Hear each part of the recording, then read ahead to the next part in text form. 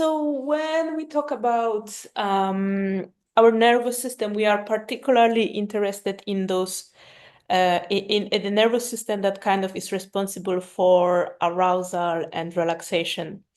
And those two nervous systems that form that nervous system is the parasympathetic um, and sympathetic system. So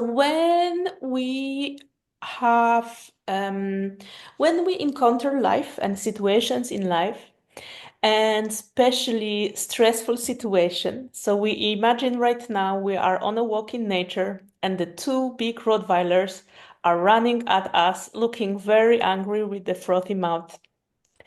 And we are terrified. So the response of our nervous system is to pump up adrenaline and get us ready to either fight or flight. So we either gonna decide to fight the Rottweilers or we're gonna decide to run away from that. And there are different responses that we see in the body. So when we are geared up for this fight and flight response, the blood is drawn away from our frontal cortex, which is our social kind of part and emotional kind of brain. It is kind of drawn to our extremities so we can run. The same, the blood is going away from the digestive system. And we just really kind of geared up to fight or flight. All our other kind of functions of the body are kind of reduced for that moment, just to give us this kind of ability to react to those stressful situations. And then the Rottweilers go away. The danger is over. Our other nervous systems kind of jumps in, where the stress responses are being kind of undone. So the other nervous system is really responsible for restoring the function to our digestive tract, to our brain, to kind of undo the effects of the stress and the activation we have on the body, right? So when we see so when we think of these two nervous systems, there is a very good analogy of a car and the accelerator and brake in the car, right? So one accelerates us, prepares us for action, and the other one then kind of slow us down, right? And this is kind of happening very much through our hormones, so adrenaline, etc.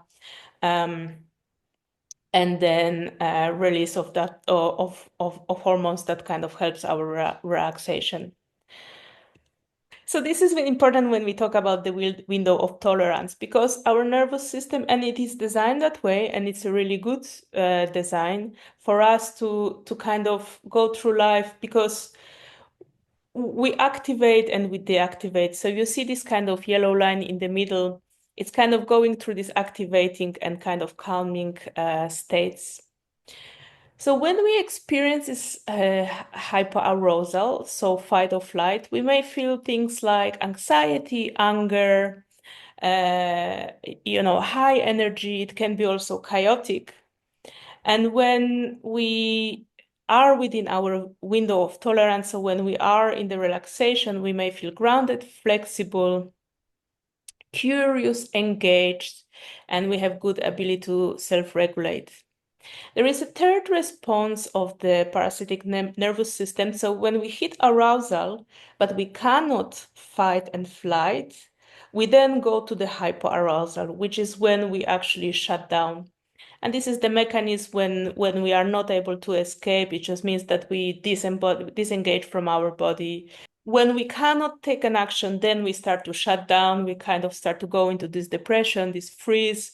We can feel really overwhelmed. We almost cannot move, right? Because essentially we dissociate from our body, which helps us then to survive those kind of intense situations.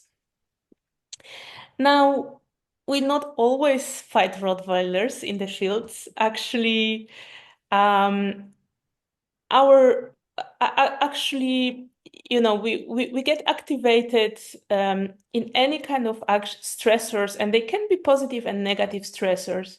So, for example, stressors in life, um, such as work, such as kind of whenever we feel that we need to kind of take action, this is actually when our nervous system start to get activated. And unfortunately, our society is such that we tend to spend a lot of time in these hyper arousal states. Um, and in fact, a lot of us are kind of stuck in there because we have the constant demands of productivity, of stress, of performing at work and performing with our friends and family, trying to deliver things. We start to become really stuck in that hyper arousal states because of the demands of our life. And then the problem is when we kind of get stuck in those states, it's very difficult to get out of there because we become dysregulated, right?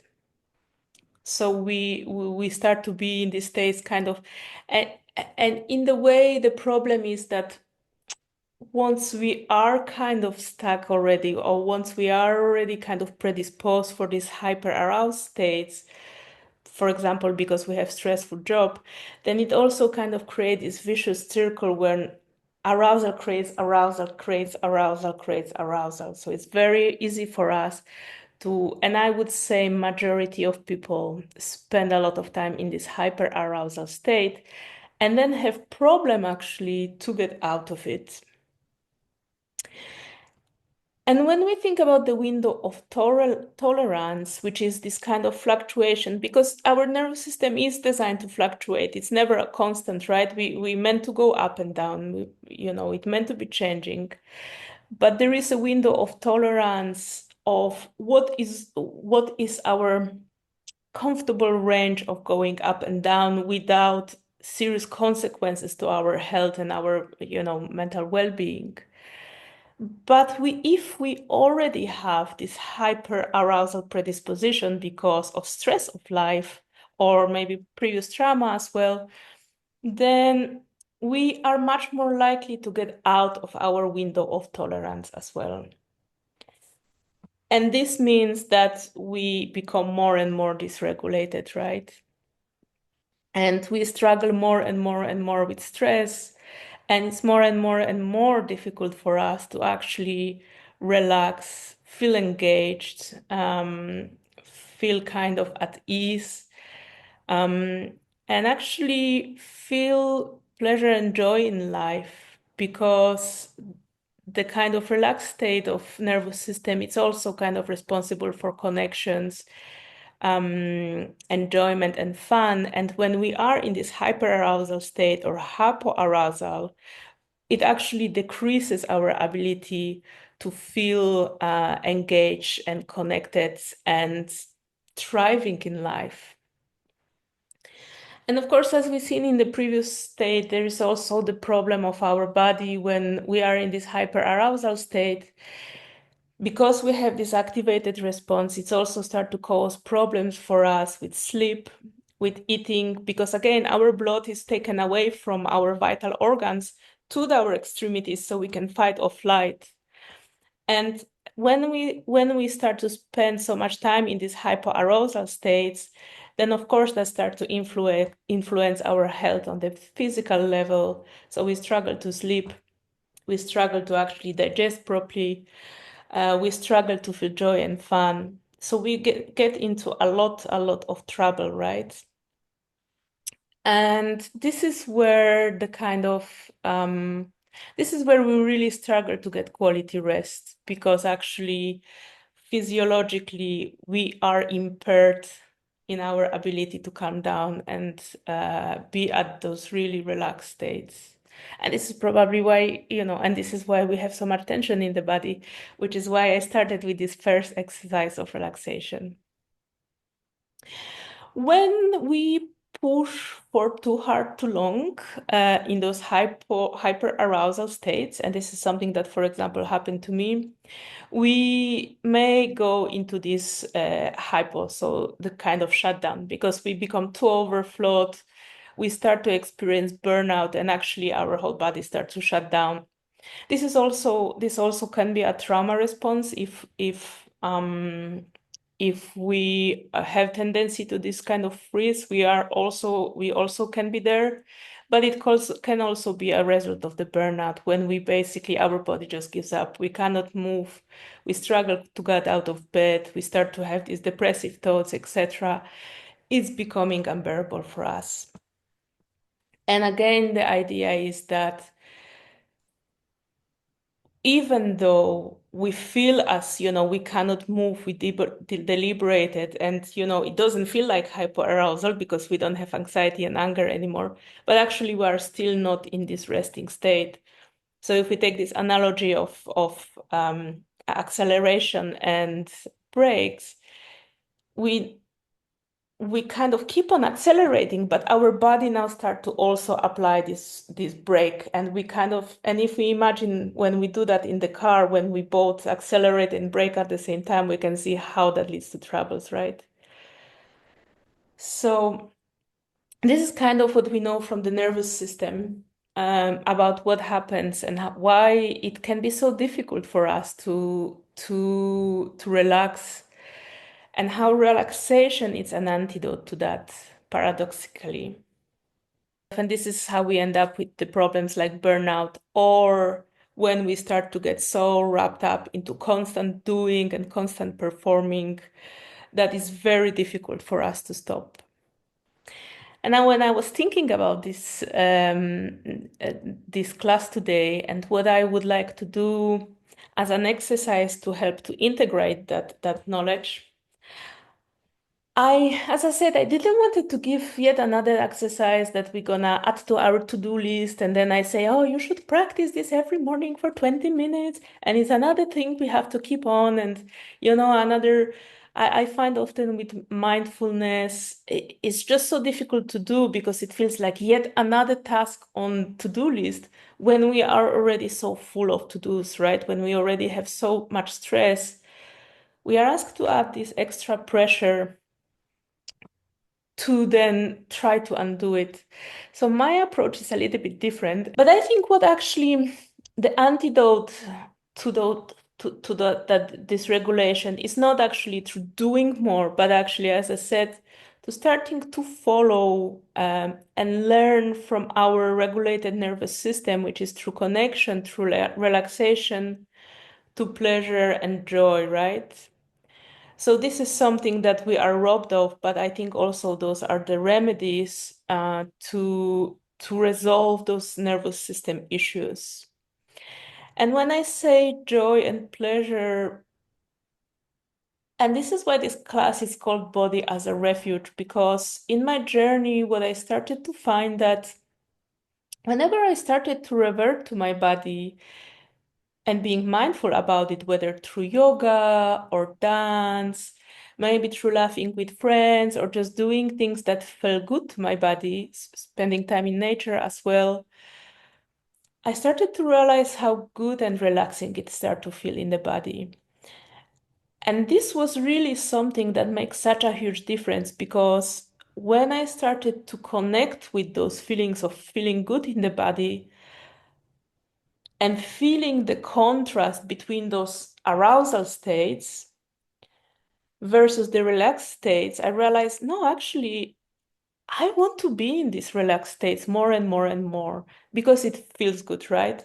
Not because I have a schedule of doing 20 minutes of meditation and every morning, but because I started to connect more and more with those feelings of relaxation, of joy, and through that, actually, I started to really change how I relate with rest and relaxation, because I started to recognize it and value it more than the stress. And because of this, I wanted to do more of it, right? why I wanted to experiment with this again, it is to make it a little bit less serious and more about following joy and pleasure. So it's not yet another chore to do when we have to push ourselves to do this meditation. It's actually I want to bring it really to this kind of joy because it's just much more easy to follow and it's much more sustainable.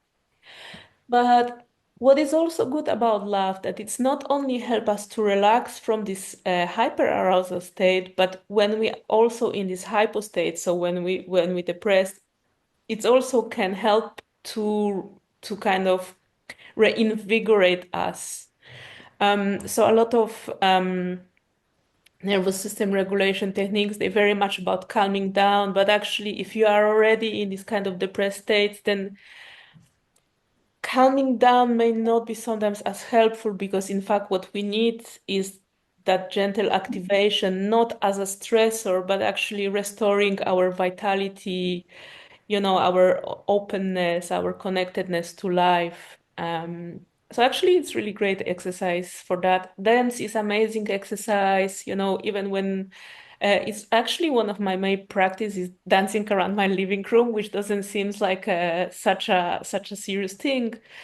But when you take it mindfully and really start to feel in your body and opening your body as you kind of move around, it brings very different quality, right? Because it brings fluidity to the body, it brings that relaxation, but it also brings this kind of joy and pleasure of movement. So it also helps to revitalize, and that's why those practices are actually really great practices. So Mm. again, it's about following what feels good to you, right? It's not Mm. about sitting in meditation 20 minutes in the day. It's Mm. about finding things that feel good to you and doing it in a mindful way when we actually start to connect and explore what happens in the body when we do that, right?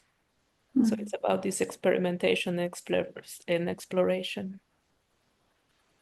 Yeah, there is the element of remembering to do it because even, dancing or doing yoga, like for me, dancing, sometimes I also forget about it, especially when I'm stressed. It's so easy to forget and neglect it because we think like, oh, it's not priority. It's this thing. I have to now sacrifice all the things, my time with other things to do. Mm.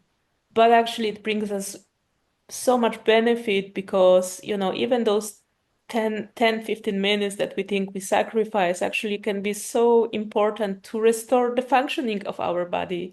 Mm. Because we saw at the beginning that when we are these hyper and hypo arousal states, actually we cannot sleep, we cannot digest properly, like we are disconnected. That's why it's so often for us when we, for example, depress, we tend towards withdrawal, right?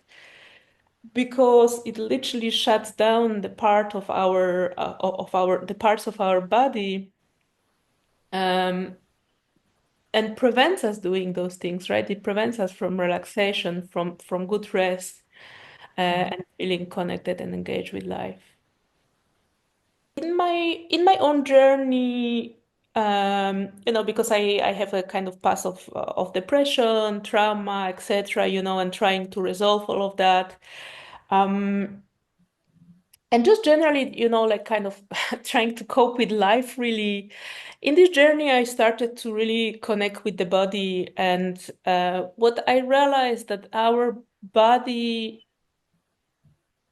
is really a source we can use. And that's a very bad way because I don't want to say that we can use our body, but through our body, actually, just similarly like we done today, we can start to bring this nervous system regulation, right? So what I discovered that whenever I was in a stressful situation, which was almost all of the time because I had a really, a high intensity corporate job, I realized that whenever I started to get into the body, I started to relax. I started to just feel good in my body, right? It started to become almost a refuge from this outside world that it was just so stressful and intense. Mm. And it gave me this refuge when I started to feel more grounded and more relaxed, basically. So this is Mm. why I called it body as a refuge because we worked with body to give to give ourselves the space of relaxation, right? Mm. But through that, we are also wanting to change the relationship with the body because so much we value the intellect so much in our lives. Everything is about the intellect, about thinking, about being logical, etc. Especially, like men are very much like that. But I think generally our society teaches us, prizes the intellect and logic, and really kind of the body is the afterthought, is this kind of meat suit or the vehicle that really we just use to carry our mind around, right? But the reality is that we are our body, and actually much more, even decision making is based in our body and our emotions than it is in our logic. Mhm. And in fact, there is a lot of science behind that. And in fact, connecting to the body means that we can also access our intuition, access, a lot of wisdom that is inherent to us that we really cut off because we want to be so intellectual. So really in these embodiment practices is to kind of connect to that, to change, to start to value the body, not as this meat suit, but actually as our partner to life, our friend that, is there to support us because our body actually supports us.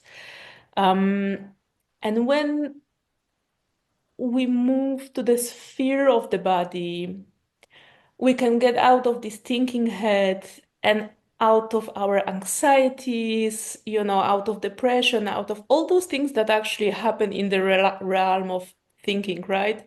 So if you Mhm. think about the anxiety, it's really based in fantasy. It's not based on reality, right? We fear about Mhm. things, often very irrationally, and actually doesn't really have the connection with reality of what actually happening with here with me right now in this room in this moment, right? So Mhm. that's why it's based with mindfulness. It's really just bringing us back in the body, in what's happening with what's true, Mhm. and then we can start to see the world in a very different way. And again, Mhm. it links with this nervous system. I gonna go into tangent, so stop me if you have to go. But I remember I was doing this mental health first aider training, and it was done by this like older doctor. And he said when we are stressed, basically what happens, our blood is drained away from the brain, which I mentioned today, from this frontal part of the brain, which is our social part, our kind of intelligence part. And he used the term that, like, at the time I was like, whoa, how can we say that? But he said that when we are stressed because of that, we eventually become a highly functioning idiots. And I was like, wow, how could he say Mhm. idiots? But actually, this really resonated with me because that's what happens, right? Because we are so much in our head, we actually diminish our thinking capabilities, and getting back into body helps us to actually it really equips us to deal better with life. So this is the kind of Mhm. philosophy behind those classes, if that makes sense. Mhm. Yeah. At the end, I feel it's just such a crucial, generally when we look at the world and what's happening around, the global psychosis, really, that's the that's the way to say it.